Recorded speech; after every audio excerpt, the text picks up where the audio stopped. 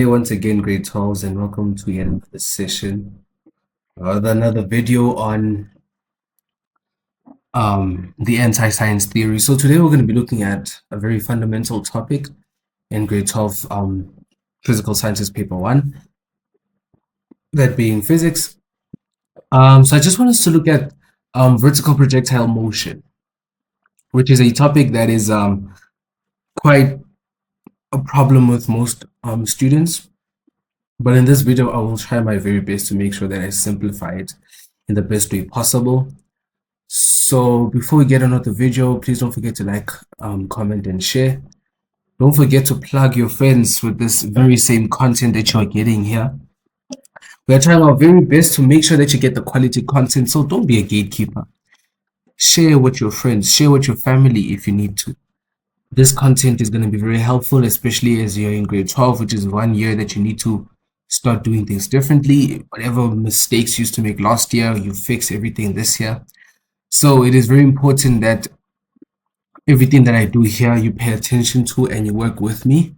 And if it happens that I'm doing a certain activity or an example and you didn't hear what I said, then the best thing you can do is just to rewind and try to understand. I mean, even if it means slow down the video, that's also fine. Just to make sure that you understand everything that has been said, everything that I'm saying. I'll try my very best to be very accurate and precise in my explanations, right? Very brief as well. Remember, not some things that are way too long are just too hard to comprehend. So without any further ado, let's get into this topic, right? So when we speak about vertical projectile motion, what do we basically speak about? Well, if I get into the definitions and everything, I just want us to just look at the name of the topic in itself, right? So I'm just going to remove this. Just going to keep the heading. So this is vertical projectile motion. We all know that when we speak about something that is vertical, or instead when we speak about vertical motion, we know that we're speaking about up and down motion, right? So that's motion that is going either down or motion that is going either up, right? So that's what we speak about when we speak about vertical motion of any object, whatever object you have at that particular moment in time. Cool. And then we speak about what is a projectile, right? So projectile by definition is simply an object that is given an initial velocity and then moves under the influence of gravitational force only. That's a very important part. Very, very important. So we get to these two definitions, right? So just as the name entails, it's vertical projectile motion. By the way, like I said, a projectile is an object, right, that is given an initial velocity. So in this particular case, we are basically saying that we are going to be speaking about the vertical motion of a projectile, right? Remember, a projectile is an object, right? So when you speak about vertical projectile motion, we are talking about the vertical motion of a certain projectile. Whatever that projectile may be, it can be a ball, it can be, most of the time we do basically looking at balls. So yes. Anyway, so we then speak about the first two fundamental definitions under VPM. So we speak about the first definition, which is what we call, let me try to make this a bit less thicker than it already is. We talk about what we call free fall. Okay. So what exactly is free fall? Free fall is basically defined as motion during which the only force acting on an object is gravitational force, right? Or you could say free fall is defined as motion of an object under the influence of gravitational force only.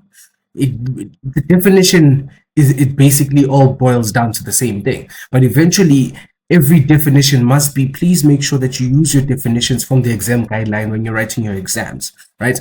But in this particular case, to basically simplify it, when you define free fall, we say it is the motion of an object under the influence of gravitational force only. Or you could say it is motion during which the only force acting on an object is what? Gravitational force. Now, it's very important that you pay attention to words like gravitational force, gravitational force only. I'm not sure if you've noticed that when I said two different definitions, both definitions included the word only. This is very important. Why is this very important? Because there are different forces that one can think of, right? So if you think about it, when an object, um, sorry, when you guys did Newton's laws in grade 11, you learned about different types of contact forces and non-contact forces. In this particular case, when you look at a contact force, we speak about your tension force, your normal force, your frictional force, your applied force, right? But in this case, when we're looking at vertical projectile motion, we only focus on one force, and that force being our gravitational force. So this is a very important point to remember. When we speak about vertical projectile motion, we speak about gravitational force being the only force acting on an object. So what is free fall? Once again, free fall is motion, right? Think about it. Free fall is typically just motion in essence. When you speak about free fall, we're speaking about motion of a certain object, and that motion is only influenced by gravitational force and no other force that exists, right? Once again, free fall is motion of a certain object that is influenced by a gravitational force only, right? Now we then speak of the second definition, which is projectile. So what exactly is a projectile? Well, like I said, when I spoke about on the heading, we say that a projectile is typically just an object, right? So let me just make this a bit thinner. Okay, I think that's fine. Yeah. Okay, this as well. Okay, I think everything else is fine. Cool. So when we speak about a projectile, we speak about an object that is obviously given an initial velocity. Given an initial velocity, right? It must be given an initial velocity. And in that case, it moves under the influence of gravitational force only, right? So what is a projectile? A projectile is an object, right, that is given an initial velocity and moves under the influence of gravitational force only. There is no other force that is acting on that object except gravitational force. Right. So I'm just going to erase this. I hope you all got that part. So you'd notice how I don't really write full definitions because I always prefer that the learners, or rather my learners, use definitions from the exam guideline because it's the only way in which one would make sure that they do not make any mistakes. And when you use the exam guideline, try to write the definitions verbatim. That is, do not try to paraphrase in any way. Because remember, when you're looking at a definition in physics, the markers look for specific keywords. So when you don't have those keywords, what basically happens is that you are at higher risk of losing your of marks in that definition. Remember, when you talk about definitions in physics, you get marked in one way and no other way. That is, you get 2 marks or nothing. There's no such thing as half a mark. There's no such thing as a quarter of a mark, right? So with definitions, it's 2 or nothing. Now I want you guys to think about it. Now I just wanted to think deeply about it. If we define free fall as motion and a projectile is an object, right?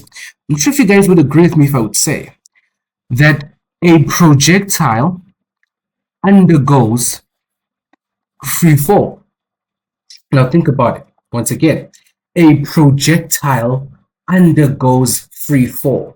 Why do I say that? Because if you define a projectile, we say that a projectile is an object that is given an initial velocity and moves under the influence of gravitational force only. Then when you go again and you define what free fall is, free fall by definition is motion of an object under the influence of gravitational force only. So I'm not sure if I'm making sense to someone, but listen.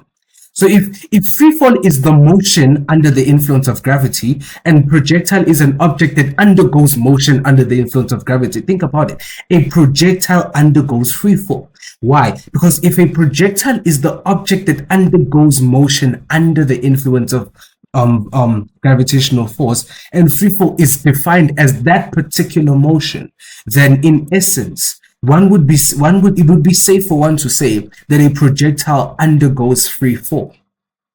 I really hope I'm making sense to someone. Okay, cool. Now that we've looked at the two definitions under vertical projectile motion, I just want us to look at these laws that you guys had done back in grade 10. I think it was introduced in grade 10. We call these our laws of motion. Sorry, it's the equations of motion, rather. The equations of motion, right? The equations of motion. Cool. So these equations of motion, what would you notice? You would notice that, okay, my first here would be the very common one, which says that the final velocity of any object equals to the initial velocity of that particular object plus a times delta t.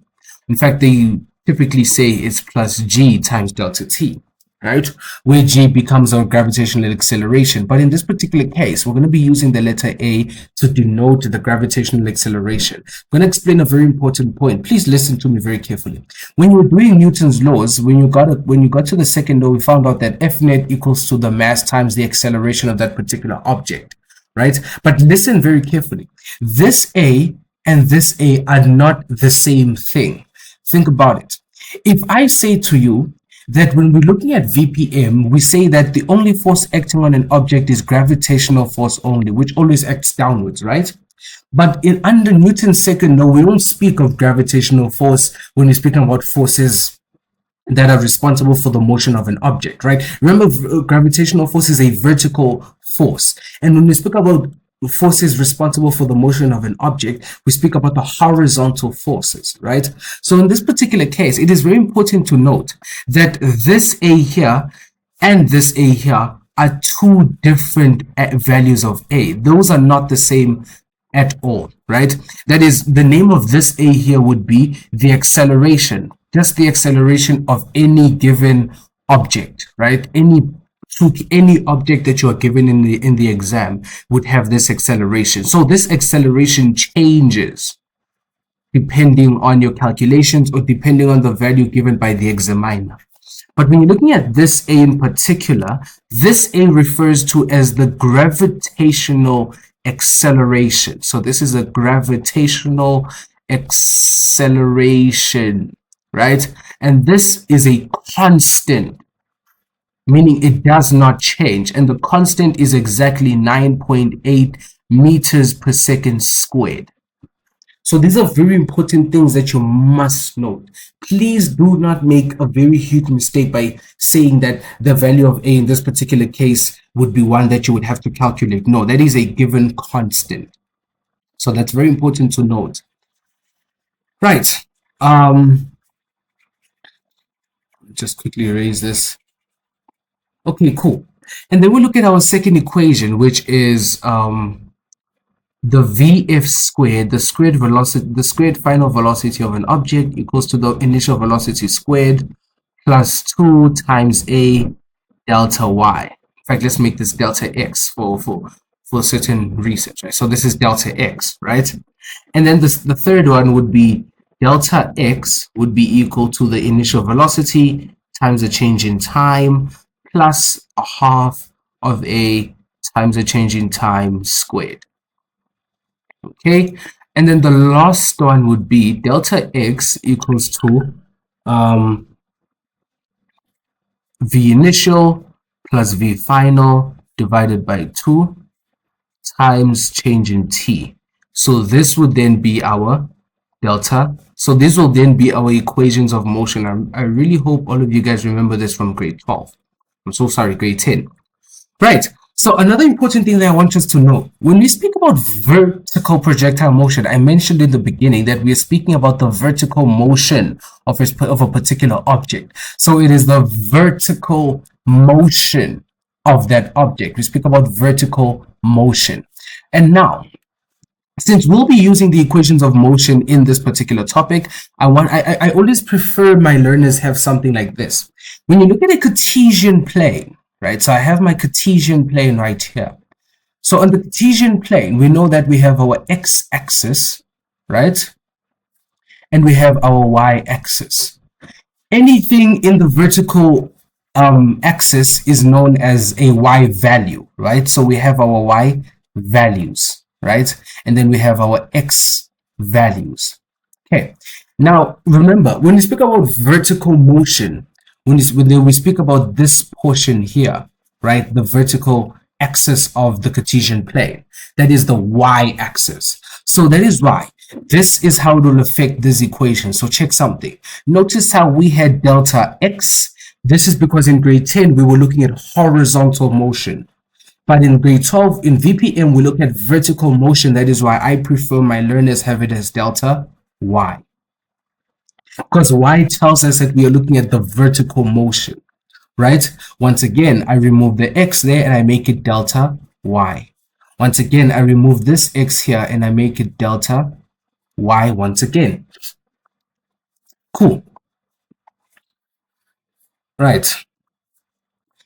And I just want to make a very important point here. Me saying to you that we call this delta y does not mean that if you get to an exam and you write delta x, this does not mean that you will be penalized. Trust me, they will not deduct marks from you just for writing it as delta y. Just for writing it as delta x. It is rather recommended that you write it as delta y so that you can know that you're basically looking at the vertical motion of that particular object, right? That's just a basic tip that I would give you as a matriculant at this point when you're doing vertical projectile motion.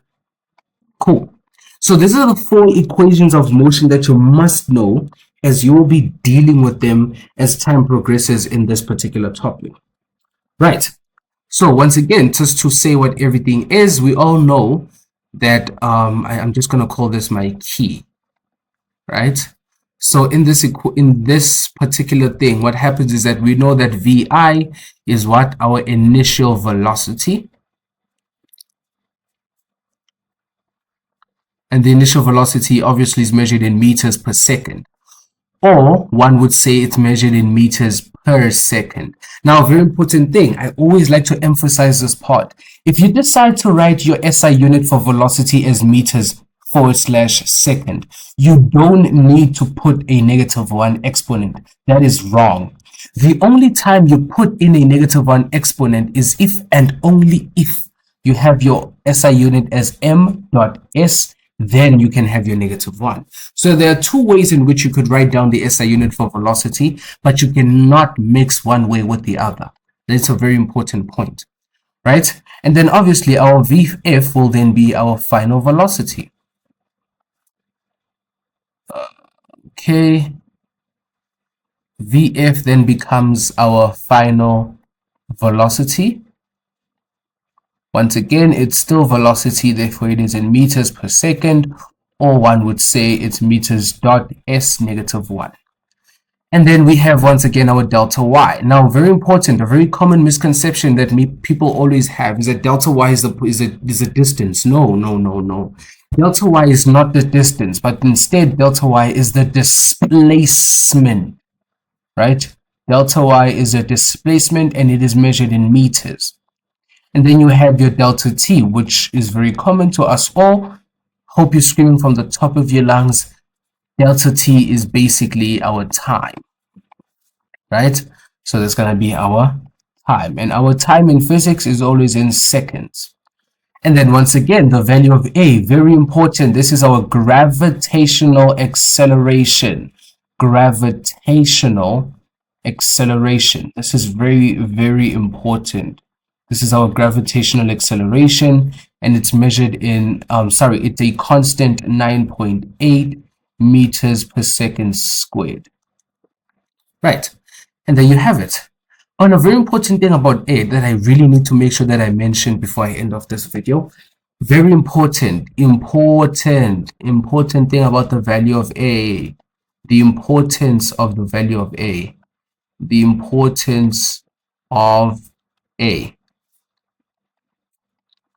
Ladies and gentlemen, please make sure that when you write down the value of A, you have it in this way. Must make sure that the value of A is always 9.8 meters per second squared downwards. This is a very important thing to note. Why do we say it acts downwards? Because we speak about the only force acting on an object as what? Fg. And we all know that Fg, which is the gravitational force, always acts downwards. So if we refer to A as the gravitational acceleration, then that means it's typically just the acceleration due to gravity. Right? So if gravity pulls downwards, then the object, or rather, or instead, the acceleration must be in the downward direction. Because if our Fg pulls us downwards, then we then need to accelerate downwards. So that is why it is very important to know that A is 9.8 meters per second downwards. Ladies and gentlemen, this is very important. Very, very important. In the exam, they will ask you, they will say to you for 1 mark, write down the value of A, or rather the value of the gravitational acceleration. Every time, ladies and gentlemen, never forget, it is always 9.8 meters per second squared downwards, regardless of the motion of the object. Once again, A is your gravitational acceleration, and it is always a 9.8 meters per second squared downwards, regardless of what? Regardless of the motion of that particular object. Then brings me to my next point. It is very important that once again, when we look at vertical projectile motion, and we speak about our certain displacement and our velocities, remember that displacement and velocity is a vector, right? Those two are vectors. So what do we know about vectors? We know that vectors have what? A magnitude and a direction. All of this was learned back in grade 10. Thus, in that particular case, you should know that if I say that my vectors have magnitude and direction, and I say that velocity and displacement are my vectors, then that should tell you that every time we're looking at vertical projectile motion, we must make sure that we choose a direction, because we are looking at vectors, and vectors are always direction specific. What am I saying? I'm basically saying that if I am going to be doing calculations on VPM, I need to make sure, a very huge important point, I need to make sure that I choose a positive direction. Make sure that you choose a positive direction, right? That is a very, very important point. That is, once you choose a positive direction, you'll then be able to determine the value of A. So I'm just going to be very frank with you. I really need you to focus on me right now. Now I need you to journey with me. So I'm going to have my Holy Cross of Calvary here. So this is what I have, right? So on this thing here, I'm going to have a point where we say we are going to choose upwards as positive. And here we're going to choose downwards as positive. And automatically, if you think about it, if upwards is positive, then that tells you that downwards must be negative, right? If we say that upwards is positive, then automatically we can say that downwards is negative. Similarly, if we say downwards isn't positive, then we know that any upward motion must be negative, right? So I need you to journey with me from here. Now, if I choose upwards as positive, ladies and gentlemen, what do we know about the value of A? We know that A is always downwards. So if I choose up as positive, then anything downwards must be negative, right? So in this particular case, I'm going to then say, okay, if upwards is positive and A is always downwards, then I know that the value of A must be a negative 9.8 meters per second squared.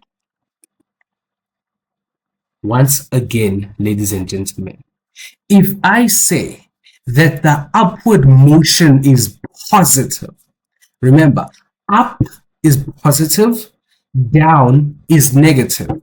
Anything down must be negative and anything up must be positive. So in this particular case, given that A is always downwards, that means if I look at this, I know that the value of A must be 9.8 meters per second squared.